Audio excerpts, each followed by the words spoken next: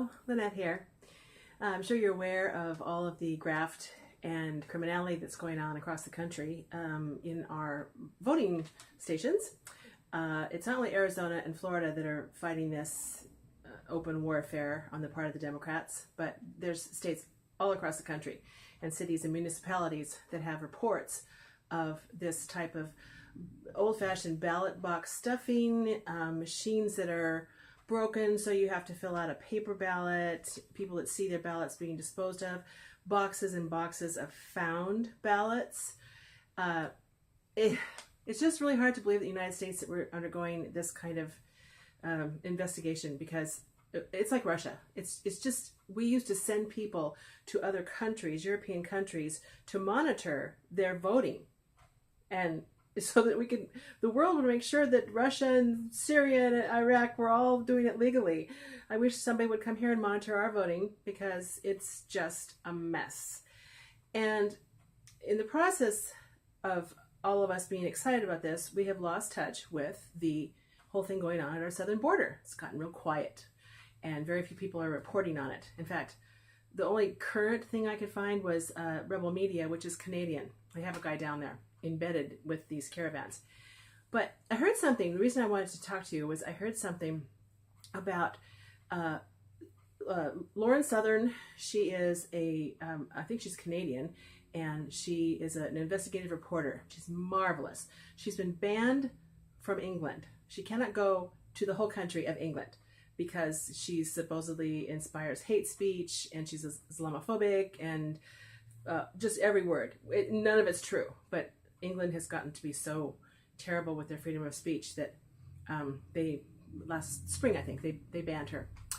Anyway, she's still working on her own, and her latest project that's ongoing is to go to investigate this, the fraud that they're having with immigration in these various ports of entry.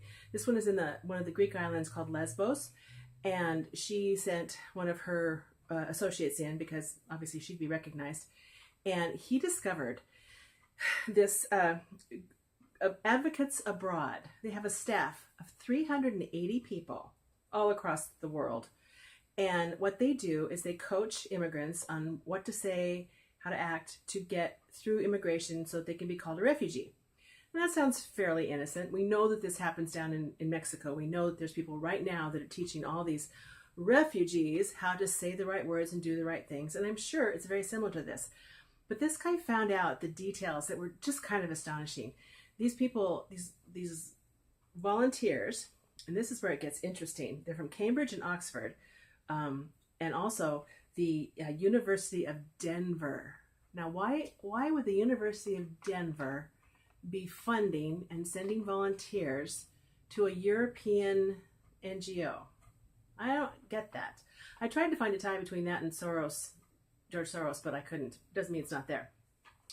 So they have very recently allowed 15,000 immigrants in through this particular port, and they are coached to the point of being told how to act, body language, and the way they hold their head, and the very things that they say. They have to all say that they're Christians, see, because that's the guarantee. They're being persecuted in their home country because they're Christians. Everybody goes, oh, we can't have that.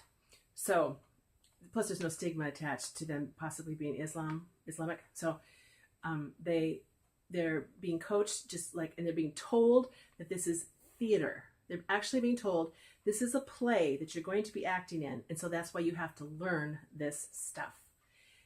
Like I said, down to the point of how to walk up to the person at the desk, how to sit down, what's your favorite holiday. Don't say Christmas, say December 25th, because it was the day our Lord Jesus was born. This kind of storyline.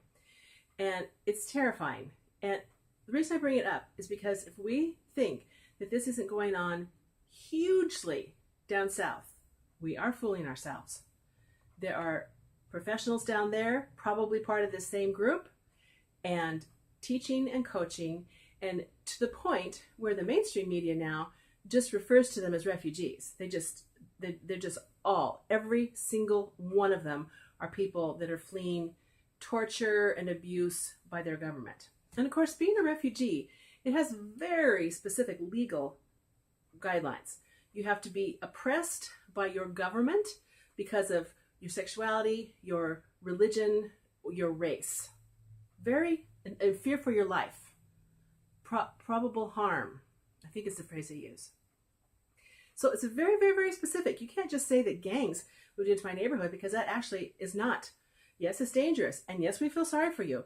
But just because gangs moved in, or gangs have been harassing you, or gangs have been stealing or committing murders in your village or town, it doesn't give you refugee status.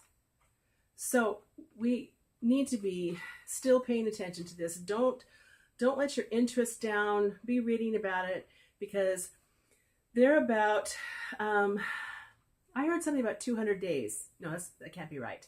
That's too far. They're not that far away if they keep getting rides periodically. So it's going to happen eventually, and our military is there waiting for some sort of a crisis, and hopefully there won't be. Hopefully they can be rubber bullets fired in the air and smoke bombs and general nasty behavior on the part of our military, and they'll go home. Wouldn't that be great? So anyway, keep paying attention, and I'll talk to you later. Thanks. Bye-bye.